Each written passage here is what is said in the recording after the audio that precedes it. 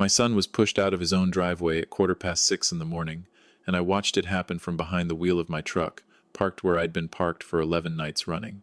He had a duffel bag over one shoulder, and his baby girl balanced on his hip, still in her pajamas, still half asleep, her face pressed into his neck the way small children do when the world moves too fast for them to understand. There was frost on the windshield of his car.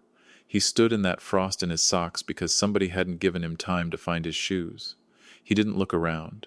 He didn't look for me. He just stood there in the cold with his daughter, staring at a front door that had already locked itself against him, and something in his shoulders told me he already understood this wasn't a misunderstanding. This was a plan, and it wasn't his. What tightened in my chest that morning wasn't the sight of him standing there. It was knowing I'd been expecting it for the better part of a year and a half. I'd watched the pieces move into place, one at a time, slow and deliberate.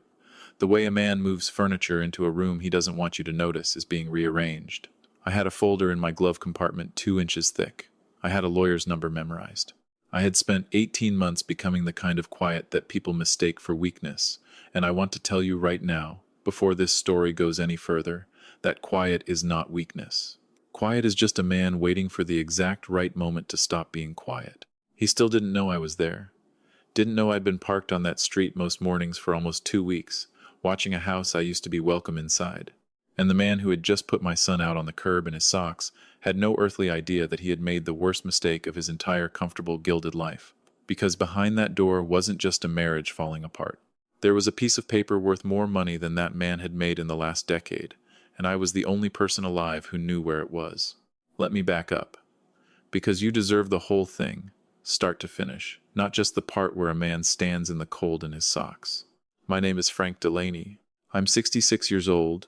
I spent 31 years driving long-haul freight before my knees told me it was time to stop, and I raised my son by myself after his mother, my wife Carol, died of a stroke when he was 9 years old. I'm telling you that first because it matters. It shapes what kind of man he grew up to be, and it shapes what kind of man I had to become to raise him. We are not loud people. We don't raise our voices in an argument. We fix what's broken with our hands before we ever think about calling somebody to do it for us. My son's name is Micah. He teaches shop class and welding at the community college outside Tulsa. And if you want to understand what a person actually values, look at what they're willing to be underpaid to do for the rest of their life. Micah could have gone into structural fabrication and doubled his salary inside 2 years. He stayed teaching 19-year-olds how to strike an arc because he liked watching a kid's face the first time they built something with their own hands that didn't fall apart. That's who my son is. He married a woman named Renata Cole 4 years ago, and I want to say something plainly right now, because it matters later, and I don't want you carrying the wrong idea through this whole story.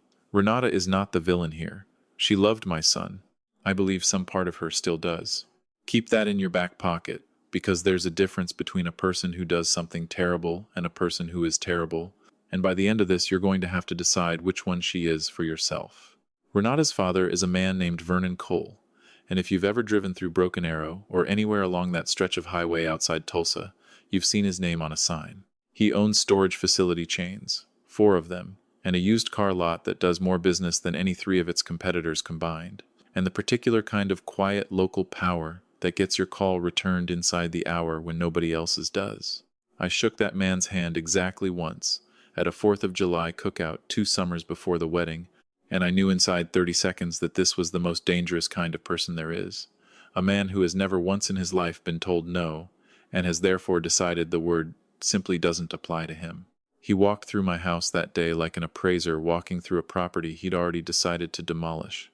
He didn't say anything unkind. He didn't have to.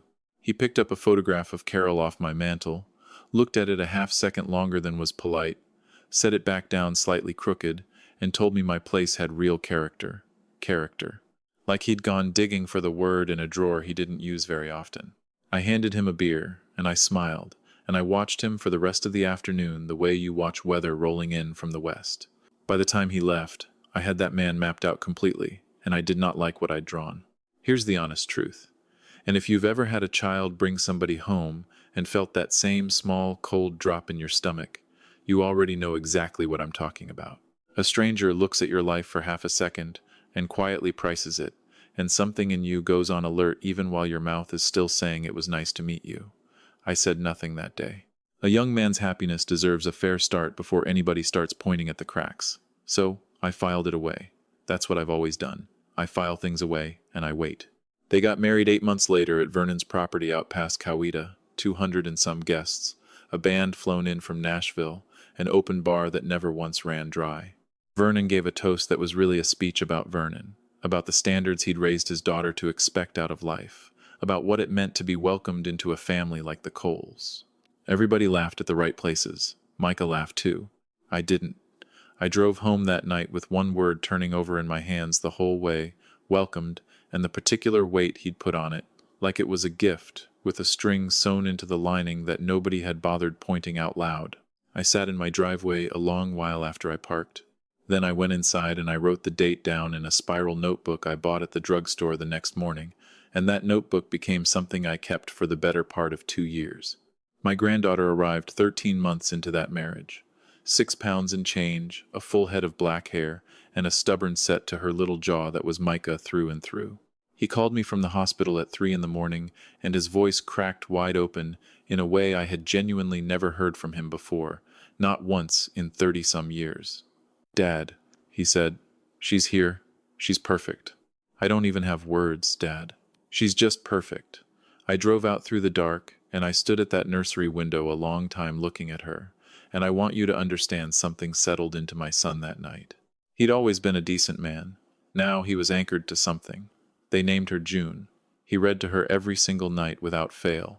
He built her a little wooden step stool with her name burned into the side so she could reach the bathroom sink herself.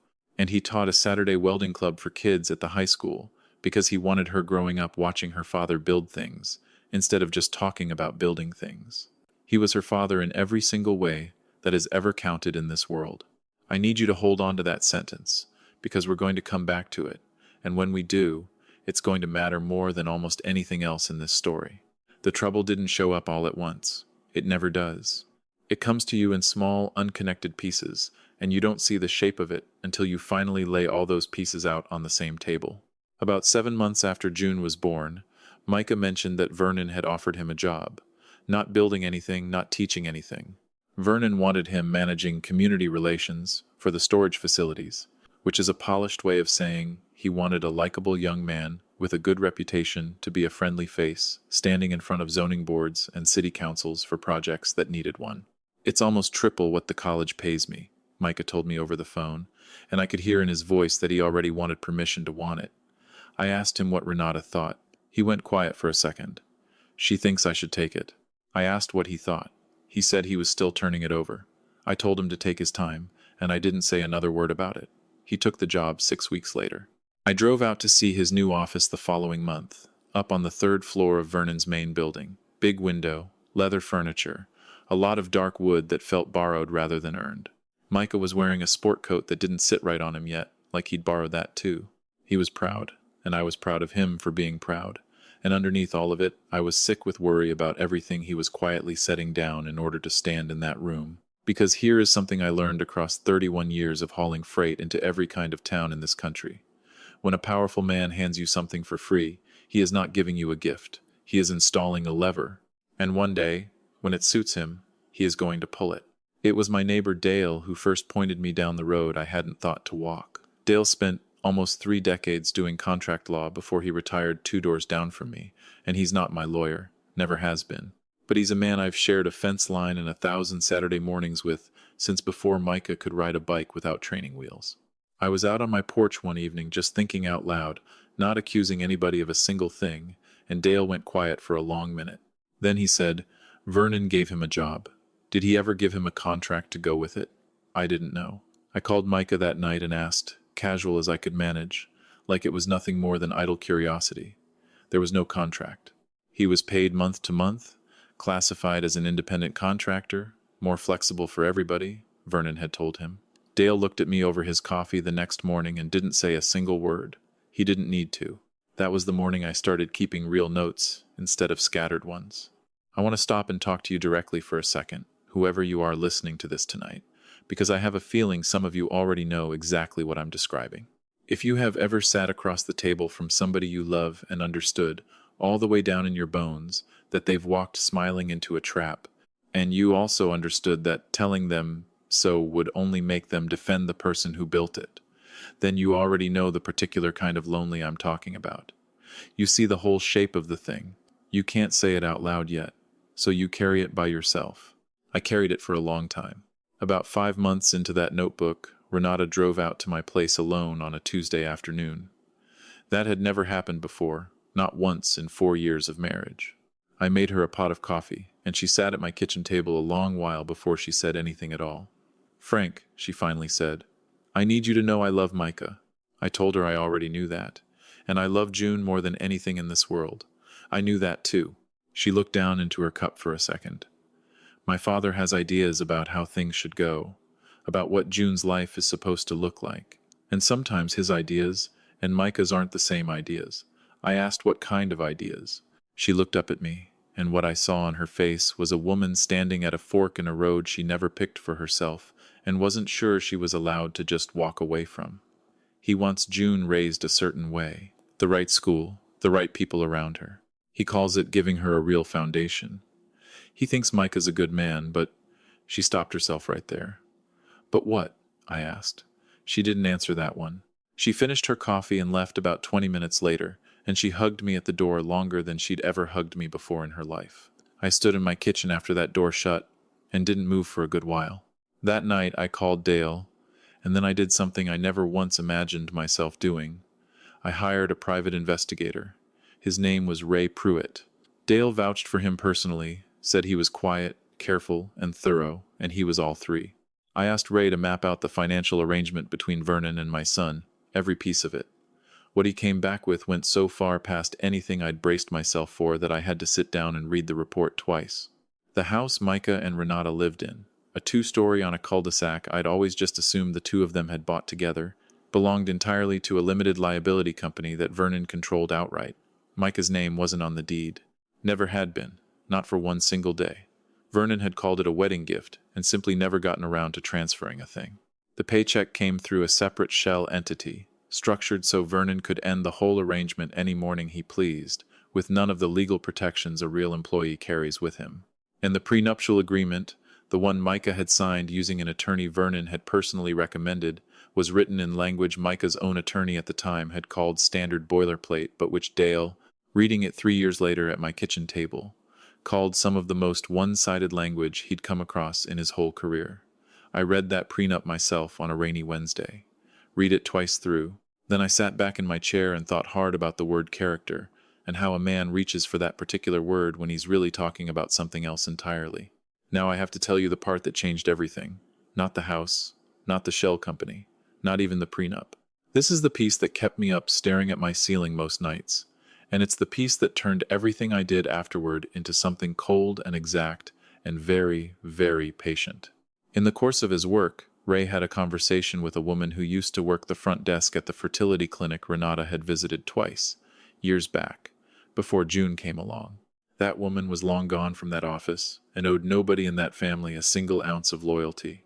She told Ray that during an appointment that had gotten emotional, Renata let slip, off the record, unguarded, that there was another man from around that same stretch of time, a man she'd never told Micah about, and that she genuinely wasn't certain which one of them June belonged to. I sat with that for 4 straight days. 4 days doing nothing but holding it, turning it over, not sleeping right. Then I built a small, careful plan. I told Micah I was finally putting together a family medical history, something Carol and I had always talked about doing and never had. Her cancer scare years back had put it back in my mind, I told him, and it would mean the world to me to get blood types and basic health markers for the whole family, June included. I found a mail order kit online. I told him we'd make a little project out of it, something fun for June, a game almost. Micah thought it was a sweet idea, the kind of thing his father would do. He had no idea I was also mailing a second, separate swab, one June had left behind on a napkin during a weekend she'd stayed with me, the weekend she called Grandpa Camp, straight to a private lab, on its own, under my name only. The results came back on a Thursday. I opened that envelope exactly once, read it through, and slid it into the bottom drawer of my desk underneath the notebook. Micah was not June's biological father, and I want to be completely honest with you about what I did in the days right after that. Nothing. I made no phone calls. I gave no sign to anybody that anything at all had changed. I sat there holding the heaviest piece of paper I have ever held in 66 years on this earth, and instead of running straight to a lawyer, I thought about a 4-year-old girl who put grape jelly on absolutely everything she ate and was scared of the drain in my bathtub and called me Grandpa Frank like it was the finest title in the world. I thought hard about what she actually needed from this moment, and then I started building. I owe you honesty here, because you've come this far with me. If that envelope had landed in your hands instead of mine, I genuinely don't know what you'd have done with it, and I wouldn't judge you for a single choice you might have made. The easy thing, the human thing, is to let betrayal pour straight out of you the second you feel it. But I kept picturing that little girl's face, and I understood that a betrayal you broadcast can't protect anybody at all. It just makes more wreckage. So I swallowed it whole, for her sake, and I got to work. I spent the next 11 months in slow, deliberate preparation. Dale helped me find Micah a real attorney down in Oklahoma City, a sharp, unhurried woman named Denise Holloway who had no ties whatsoever to Vernon or the firms he was used to dealing with. I paid her retainer myself, out of savings I'd been quietly setting aside since Carol passed, money that was always meant for Micah one way or another anyway. We documented every single piece of it, the deed, the shell company, the prenup, and exactly where it collided with Oklahoma family law. Ray kept digging in the meantime and turned up 2 former employees Vernon had pushed out the exact same way. He was clearly getting ready to push Micah out. I called both of them myself. I listened. One of them, a man named Curtis, who'd managed 2 of Vernon's storage properties for almost 9 years, told me something I wrote down word for word and kept folded in my wallet. "He doesn't fire you," Curtis said. "He arranges things until walking away is the only choice you've got left. Then he tells everybody you quit, and there's nothing in writing anywhere to say different." I looked at my legal pad a long time after that call. I thought about my son, sitting in his borrowed office, driving his borrowed truck payments, living in his borrowed house, and something in me went very still and very certain. I didn't tell Micah a single word of any of it. Not because I didn't trust him, because I did trust him, and I knew him too well. He'd confront Vernon inside the hour if he found out. He'd demand answers, hand the man the advantage on a silver plate, and Vernon's lawyers would have a polished response sitting ready before dinner time. I'd watched that man operate for years by then. He was never once caught without a prepared position already in his back pocket. I needed him caught flat, with nothing prepared at all. So I waited. And waiting, when you love somebody, and you can see the blade already swinging toward them, is the hardest kind of work there is. Harder than 30 years of freight, if I'm being honest with you. The morning it finally happened came on a Tuesday in November. I was standing at my own kitchen sink when Micah called, and his voice was flat in that particular way. A man's voice goes flat when he's holding himself together purely through force of will. "Dad, he locked us out. My badge didn't work at the office this morning. Vernon called me at 11 and said my services were no longer required, effective immediately. I let that sit a second. Where are you right now?" I asked. "Standing in the driveway. My key doesn't work in the front door either. There's already a locksmith car parked out front." My chest went tight. "Is June with you? Is she safe?" "She's inside with Renata. Renata texted me 20 minutes ago and said I should stay somewhere else for a while, that things had gotten complicated." "Dad," she sounded like she was reading it off a card somebody handed her. I closed my eyes for a full 2 seconds. "Okay," I said. "You listen to me. You call an attorney named Denise Holloway right now, this minute. Her number's already saved in your phone under H. I put it there 7 months ago." Dead silence on the line. "Dad, what attorney? I don't even have a—" "Get in the truck, son," I said. "Get June, and come home." He sat at my kitchen table a long time after he finally got there, June asleep on the couch, under Carol's old quilt. I set coffee down in front of him, and let him be quiet for as long as he needed to be. Then I sat across from him, and started at the very beginning. I told him everything. The notebook, Ray's findings, the deed, the shell company, the prenup, and exactly what it said in plain English once you stripped the legal dressing off it. I laid the folders down one at a time and let him read through each one on his own. When I got to the lab results, I stopped talking. "There's one more thing," I told him, "and I need you to hear it before you say one single word." I slid the envelope across the table. "I want you to slow down with me right here, because this was the moment 18 months of my life had been bending steadily toward, and it deserves to be told to you second by second, the way I lived it." He picked the envelope up. His hands weren't steady, and he was working hard to hide that they weren't. My kitchen was so quiet I could hear the refrigerator humming and the clock over my stove ticking and my own heartbeat sitting right up in my ears. He opened it. He read it slow, his eyes moving across that one line once, then a second time, the way you reread something because your mind refuses to let it all the way in on the first pass. The color drained clean out of his face in a way I'd only ever seen one other time, the night his mother died. He set that paper down very carefully, the exact way a man sets something down when he no longer trusts his own hands to hold it steady. Outside, a truck went by on the road. Somewhere down the block a dog barked twice and went quiet. Inside my kitchen, neither one of us breathed. "She's not mine," he said. It wasn't a question. "Biologically?" I told him, "No." He looked up at me, and I have never in my entire life wanted so badly to take a man's pain and carry it inside my own body instead of his. And I said the only true thing there was left to say, that is the only single way she isn't yours. In every other way that has ever mattered in this world, she is yours. She has always been yours. That piece of paper doesn't change one bit of that. Not if I have anything to say about it. He pressed both hands over his eyes. His shoulders shook once, hard, and then went still. I didn't reach for him and I didn't fill up the silence, because some grief has to be allowed to land all the way before a man can stand back up underneath it. My kitchen clock kept ticking. The coffee went cold sitting between us. Time stretched itself out the way it does at a graveside, where one single minute somehow holds the weight of an entire hour. Then, slowly, he lowered his hands. His eyes were red and wet, and about as clear as I'd ever seen them. "What do we do?" he asked me. "We already started," I told him. The custody piece moved first, filed the same week, built on 11 months of documentation that left Vernon and his attorneys nowhere solid to stand. The House piece followed close behind it, the deed transfer Vernon had promised and never delivered, now enforced by the exact same legal system he'd always assumed would shield him no matter what he did.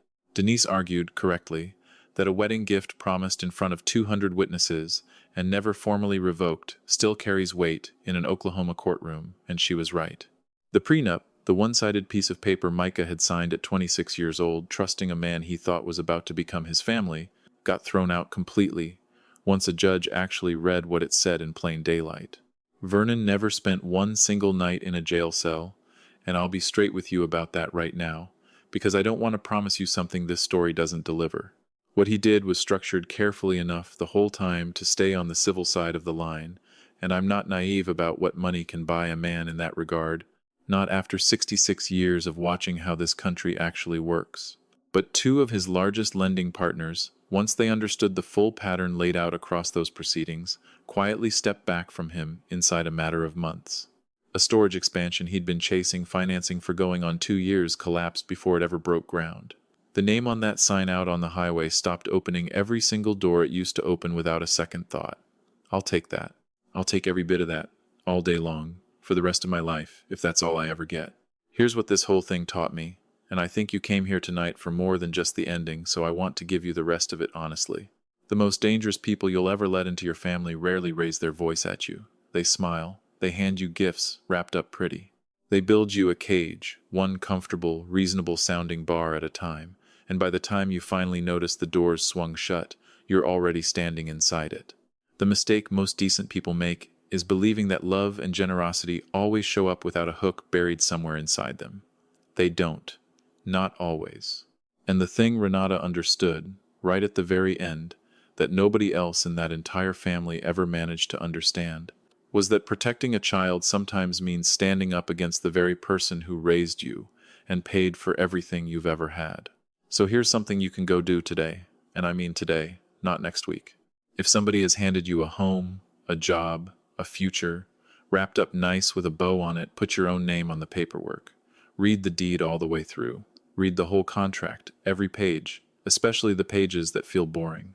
Love and a signature are not the same thing, and the people who tell you not to bother worrying about the difference are usually the very same people counting on you never looking closely enough to notice.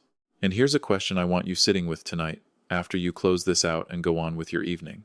If everything you currently have were actually held quietly in somebody else's name the whole time, how free are you, really, right this minute? June turned 5 this past January. We threw her party right here at my place, because Micah's been living with me for a while now, as he gets his footing back under him. And honestly, I think we're both better for it. Two Delaney men under one roof again, same as it used to be. She wanted a dinosaur theme, so I spent a Saturday afternoon out in my garage building her a papier-mâché volcano taller than she is, and Micah welded her a little metal dinosaur skeleton out of scrap rebar that's sitting on her dresser right now. Renata comes by most Sundays.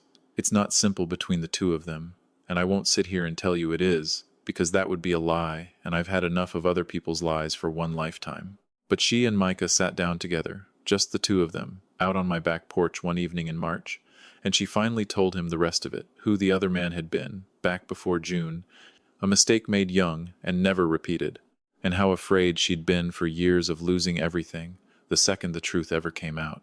Micah listened to every word of it. He didn't forgive her that same night. I don't know if a person's supposed to forgive something like that in one single sitting, and I wouldn't trust anybody who claims they could. But he told her the truth mattered more to him now than the silence ever had, and that they'd figure out, together, slowly, what being June's parents actually looks like going forward from here, whatever shape that ends up taking. June still calls him Daddy. She always will, as far as I'm concerned, and as far as Mike is concerned too, because being somebody's father was never really about a lab result in the first place. It's about who shows up at 3 in the morning with a fever and a cool washcloth. It's about who builds the volcano. It's about who teaches a 5-year-old to strike her very first spark on a piece of scrap metal in a garage on a Saturday afternoon, patient as anything, hands over her small hands, and tells her she did good. If you've got somebody in your life right now who loves you a little too neatly, who's already got every door mapped out and every outcome planned before you've even walked into the room, trust that cold feeling sitting in your stomach. It's not being ungrateful. It's not being paranoid either. It's just a part of you that already understands what your mouth hasn't caught up to saying yet. And if you're the quiet one in your own family, the one who notices things and writes dates down in a notebook and doesn't say much out loud, you are not nearly as alone in that as you might feel some nights. Some of the most important work in this whole world gets done in silence, by people who are willing to wait a year, 2 years, however long it takes, for the exact right morning to finally stop being quiet. Comment, get in the truck below, if you think I did right by my son, waiting as long as I did before I ever told him a single word of it. I read every one of them.